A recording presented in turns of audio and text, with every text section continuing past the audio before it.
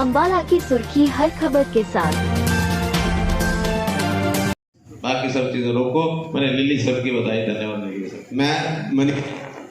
मैं मनीष आनंद, ward number 3 से। ये आवाज क्यों ब्रेक हो रही है भाई? तक चलो बोलो। मुख्यमंत्री जी, ऐसे बिना इसके बोलो।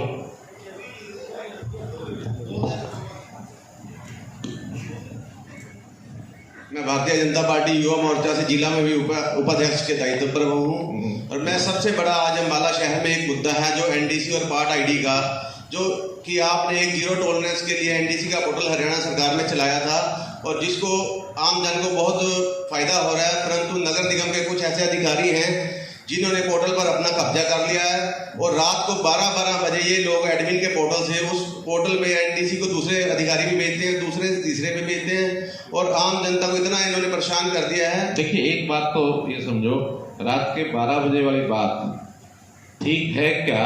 ये कंप्यूटर आजकल टाइमिंग बता देता अपने आप कि 12 बजे अगर कोई चीज की गई है, पिछले कोई बता सकते हो उदाहरण कोई दिन का कि फलाने रात को फलाने दिन को रात को 12 बजे किया है? एडमिन का पोर्टल एक ही अधिकारी के पास होता है, उसी और जिसने रात के समय ये काम किया हो। कोई ऐसा दिन कोई बताया? मैं चेकिंग कराऊंगा, अभी इंक्वायरी बैठाऊंगा। मैं आपको आईडी, प्रॉपर्टी आईडी भी दे दूंगा अभी। हाँ, प्रॉपर्टी आईडी दे देना कि जिसका रात को 12 बजे इन्होंने चेक किया हो। हाँ जी, वो तो कंप्यूटर बताएगा, रिपोर्ट एक आएगी। वो एक आईडी का पता है यहाँ पर।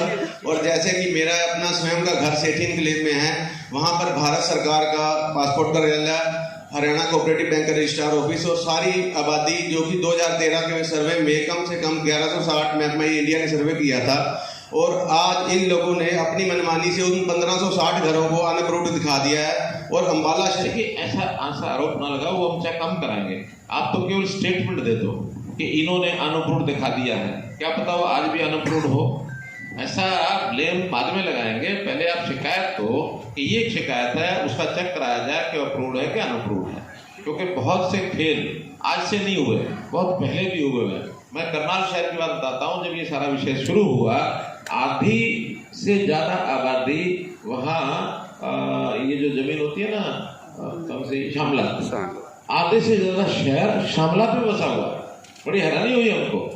तो शामला की जमीनों पर भी उस समय धड़ाधड़ लोगों ने रजिस्ट्रियां भी करा दी, लोगों ने मकान भी बनवा दिए, म्यूनिसिपैलिटी ने टैक्स लेना भी शुरू कर दिया। आज पता लगा कि मलकियत तो उनकी है ही नहीं, शामला पर बने हुए। तो इसलिए ये समस्याएं ही आई हैं और ये उजागर हुई हैं जब से हमने फैमिली आईडी, ये प्रॉपर्टी आईडी का सिस्टम शुरू कराया है। इसमें बहुत ऐसी चीजें इरेगुलरिटी जिसको कह सकते हैं उजागर हुई हैं, लेकिन कोई समस्या किसी को नहीं आने देंगे। इरेगुलरिटी है तो ये डिपार्टमेंट के पार्ट पर, सिस्टम के पार्ट पर है। जिन्होंने अपने मकान बना लिए हैं और पैसा भर के जमीन खरीदी है, उनको कोई समस्या नहीं आने देंगे। ये आपको, हाँ, रेगुलर नहीं है तो रेगुलर कराने का काम ही हमारा है।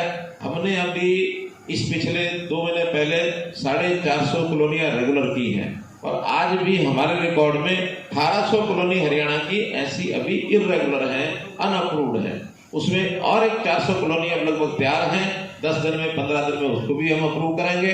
बाकी सब कॉलोनीज का नीचे म्यूनिसिपैलिटीज को, नगर निगम को सबको भेज दिए हैं कि उसका सारा सर्वे करा के, नक्शे बना के सारा कुछ करें। लेकिन अप्रूव करने में वो मलकियत किसकी है किसकी नहीं है इसका कोई अंतर नहीं पड़ेगा। किसी की भी मलकियत हो, अप्रूव का मतलब यह है कि प्लॉट के कटे हुए ठीक है, उनकी गलियां ठीक है, उस गलियों की चौड़ाई ठीक है।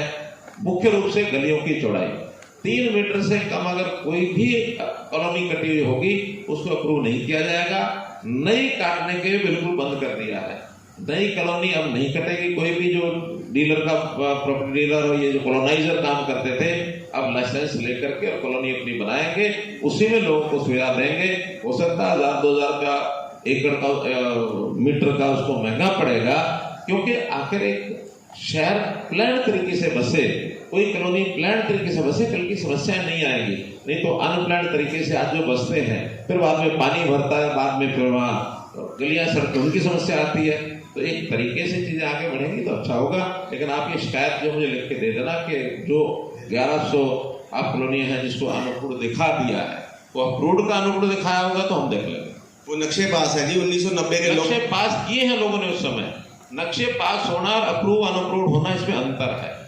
मैं कह रहा हूँ पहले ये कॉलोनियों ने यानी ये म्यूनसिपैलिटीज ने बहुत गड़बड़े की हुई है, बहुत गड़बड़े की हुई है, उसका उजागर हो रहा है, निकल रहा है। उस समय की सरकारों ने क्या किया होगा, इतनी बारीकी में लोग गए नहीं है।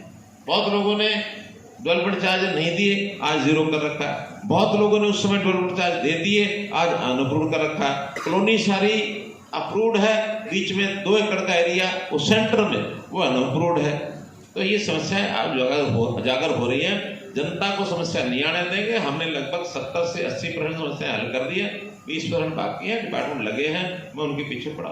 जो 14,000 प्रॉपर्टी है अम्बाला शहर, ये सारी अनअप्रूव्ड दिखा दी गई है, जबकि खेत हैं, खेतों को अप्रूव्ड दिखा दी गया, खाली खेत अप्रूव्ड। मैं कह रहा हूँ आप दे देना, मैं इसको आपने लिख के दे दिया ये क्या? हाँ जी, रिटर्न में ठीक है, इसका आपको जवाब। और एक ना सबसे बड़ी समस्या अम्बाला शहर में है प्रॉपर्टी का टुकड़ा करने में, पार्ट करने में। हर एक आम आदमी अपने 50 गज में से 25 गज भेजना चाहता है या 100 में से 50 भेजना चाहता है। नगर निगम के अधिकारी पहले अभी अलाउड नहीं है। अभी कोई प्लॉट 50 गज से छोटा अलाउड नहीं किया हमने। 25 गज, 20 गज, 10 गज, 2 गज कहाँ रुकोगे? आखिर एक परिवार ने रहना है, मकान बनाना है। आज जिसकी प्रॉपर्टी 100 गज की है, वो कुछ भी प्रबंध करे, 50 गज करके 50 के 2 मंजिल 4 मंजिल बना ले, 4 भाई रह लें, लेकिन 50 गज के 25 गज करेंगे तो 25 गज नहीं करने देंगे। 200 का 100 भी नहीं करे, 500 का 200 का 100 हो रहा है, 100 का 50 भी हो जाएगा, लेकिन बंटने के बाद कोई प्लॉट 50 गज से छोटा नहीं होगा। आप अगर ऐसा कोई कर रहा है कि उसको 100 यानी 100 के 50 नहीं कर रहे या 200 के नहीं कर रहे, वो आप लिख के दे दे, मैं उसकी जानकारी आपको दे दिया तहसीलदार महोदय भी। ठीक है, ठीक है, मैं खुद देखूंगा इसको। अरे मैं देखूंगा इसको, खुद देखूंगा, आप सिर्फ लिख के दे दो।